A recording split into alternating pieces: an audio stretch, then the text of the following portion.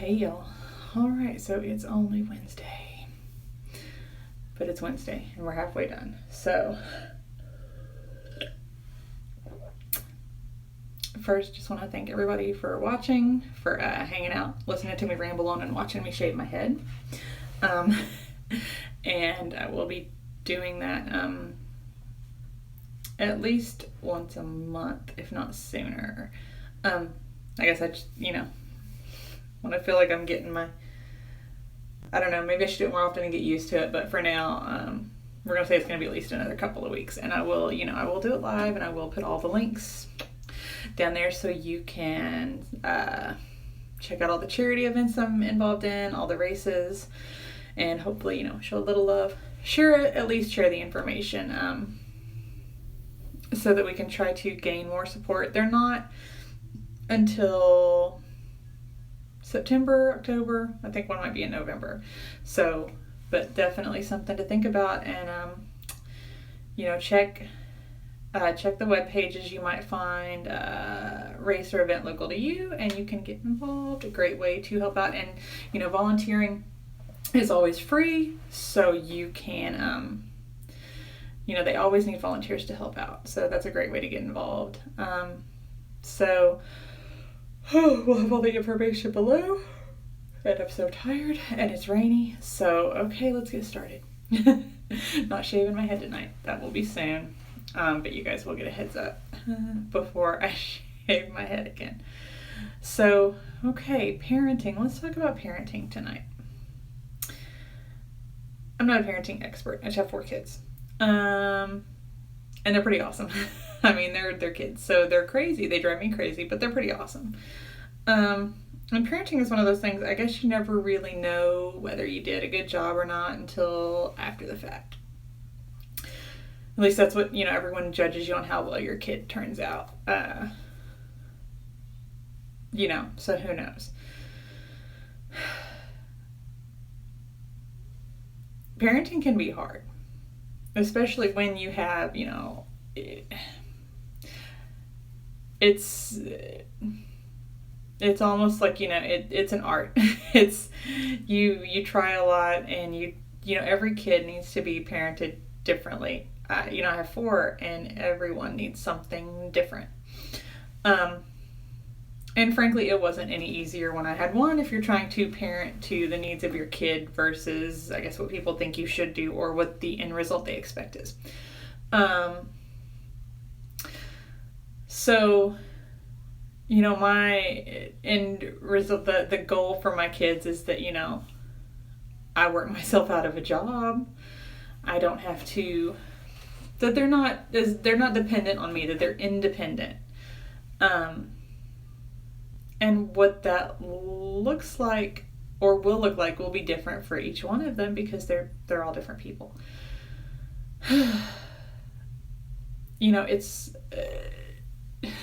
It's nerve-wracking to try to wonder if you're getting it right. And a lot of times people feel pressured to do something because everyone's watching you. What are you doing? What are you doing? So a lot of parenting is reactionary based on other people's approval versus, acting on what's best for your child at that moment. And dude, I totally get that kids can drive you crazy. My kids drive me crazy. There's a lot of them, and it's loud, and they're kids, and so of course it's, it's chaos, but they're super rad. So, I don't want them to feel like they're a burden simply because they exist, and I don't want them to feel like they're a tenant in their own home or that their belongings aren't theirs. So, and here's why I'm talking about this, and it's really gores my ox to no end, is you see occasionally videos going around either talking about parents who have decided that in order to get their kids to clean their rooms, they bag everything up, and make them buy it back, or they throw it away.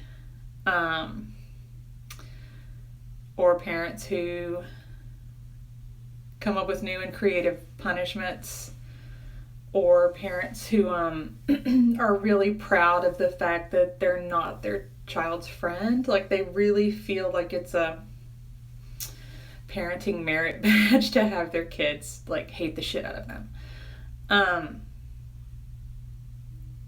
They want respect from their kids, and they want to teach them responsibility and consequences, but they're not giving their kids any respect, and they're not really teaching their kids responsibility or consequences. Here's the deal.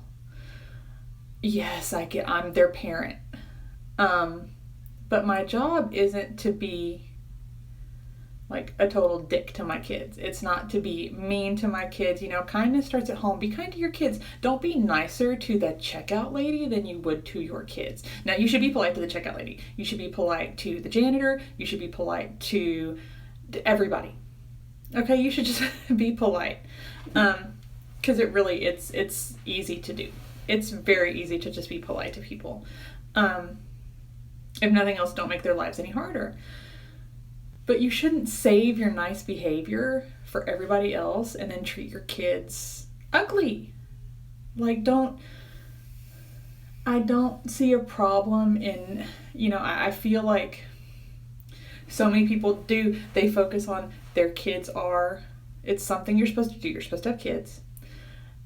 And then you count down the years until you can get them out and, celebrate that they're gone. And phew, they're out of the house. But, well, isn't it their house too? Your kids aren't tenants. They're members of your household that have just as much right to be there as you. They are human beings separate from you that have a right to feel secure and safe in their house. Their biggest bully in their house there shouldn't be a bully in their house. And the biggest bully they have to deal with shouldn't be their parent. And I want my kids to love me as their parent, as their mom, but I also want them to respect me as their friend. I'm their mom. I take care of them. Kids aren't stupid. They get that there's a difference. They know that I'm their mother, that I have a distinctly different investment in them than anyone on the planet ever will. Okay, I have, concerns and cares for them that no one does, because no one else is their parent. They get that their friends don't care the way their dad and I care. But I also want them to trust me with the same information they would trust their friends with. I want them to trust me above their friends. I want them to come to me and talk to me about things. And that, that requires a sense of security and of them knowing that I respect the relationship between us, not just as it's not a superior and subordinate kind of thing. And no, it's not equals for, the way the balance of power, I guess, works. But I don't want it to be me, mom, you, child, you down here, me up here. No, guys, come on. I don't want them to have their only experience with people older than them to be, one of always getting, of negativity, and of always feeling like they couldn't meet the mark or couldn't do anything right. And then sending them out into the world, and the only thing they can really worry about is, if their room is clean. That doesn't matter. If you want to actually teach your kids responsibility and consequences, because, okay, they have a messy room, and that's the number one complaint I hear. My kid has a messy room. Shut the fucking door. And don't look at it. Shut the door and don't look at it. It's that easy. I understand, I do have rules about rooms. Food and drink aren't allowed in them because that could attract bugs. That's gross. That's bad. That could cause mold to grow. Don't know. If it's going to be like a health hazard, no. If it's just books and clothes, shut the door. Don't look at it. Don't let them take food and drink in there and then, go about your merry way. If you're worried about them not being responsible, fine. Let them have their messy room. When they come to you and say, oh, I can't find my permission slip for my field trip. Okay, well, find it. Oh, I can't find it. Okay, well, then I guess you're not going to go. That's a consequence. That teaches them to keep shit tidy. Okay? If they play sports and they lose something they need to play sports, well, you don't replace it. You don't look for it. You don't need to go clean their room for them. That's their problem. If they don't, and they can't find it, and they can't play in the game, or whatever happens, that's a natural consequence of their actions. That reinforces to them, okay, here's what I need to do next time. And hopefully they get it. And hopefully it sinks in. And then, you also take it on a case-by-case basis. Do you have a kid that's going through some stuff right now and maybe you just need to give them a little bit of, wiggle room on that? Okay, my oldest kiddo plays a lot of sports. She does a lot of extracurricular activities, and normally she's pretty good about keeping everything together for that. Well, past, month and a half, things have been really crazy. So am I going to be worried about it? If she forgets something at home and I have to take it to her? No, I'll take it to her. I'm not really going to, it's fine. Because I know that once things kind of get back to a new normal, and summer's coming, so she'll have time to kind of, process everything and be in a clear space in the fall, to go back with a clear head and ready to focus. And it's into school anyway. Kids are already checking out, and I'm not gonna. It's normal. If you want to teach them responsibility and things like that, then please, as someone who has had to hire teenagers coming out of their houses, please, how about teach them punctuality? How about teach them, how to manage their finances? How about teach them, how to make doctor's appointments, how to make dentist appointments, how to, get all their bills paid, balance a checkbook. Did I say do the laundry? Please teach them to do their laundry because, oh my God, please. And again, okay, I don't do my older two kids' laundry. I'll do it. They're old enough. That's their problem. What happens if they don't do it? They don't have any clean clothes. Again, whose problem is that? It's theirs, because it's theirs to do. And that's the consequences. They realize, oh, I don't have any clean laundry. Do I ever do their laundry? Yes. When they're sick, I'm absolutely going to do their laundry. I know how much it sucks to do your laundry when you're sick, so I'll do it. When they're better, they can start back up. You shouldn't treat your kids like a burden, like they're, you're being put upon to have them in your house or your life. And now I get that a lot of people don't want kids.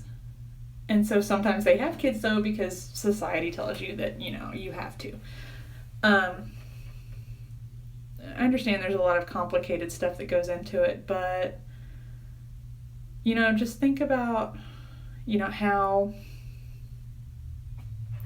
would you want to be treated in that situation? It doesn't take much to just get on your kid's level and explain it to them, and not give them the old, because I'm the parent and I say so. Oh, stop it.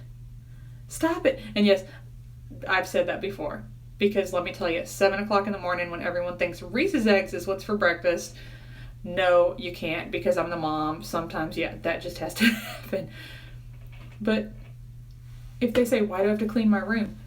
Because I said so. Okay, but why? Like, I hope if you're yelling at them, the rest of your house is like spotless, because come on. And if yours is, then like, if you want to come clean up mine, that'd be great, because, you know, I got laundry to fold, so maybe you can come help me out. But, you know, if you got one finger pointing at your kids, you got, you know, 4 more pointing back at you. So maybe just think about it before you get all proud of how your kids don't like you, and, oh, you know, this generation, and that's, you know, every generation before, you know, my parents' generation, oh, kids these days, my grandparents, everybody, kids these days. It's always kids these days. And, you know, I think they're coming out okay. You know, if you want to blame kids these days, let's go back to, you know,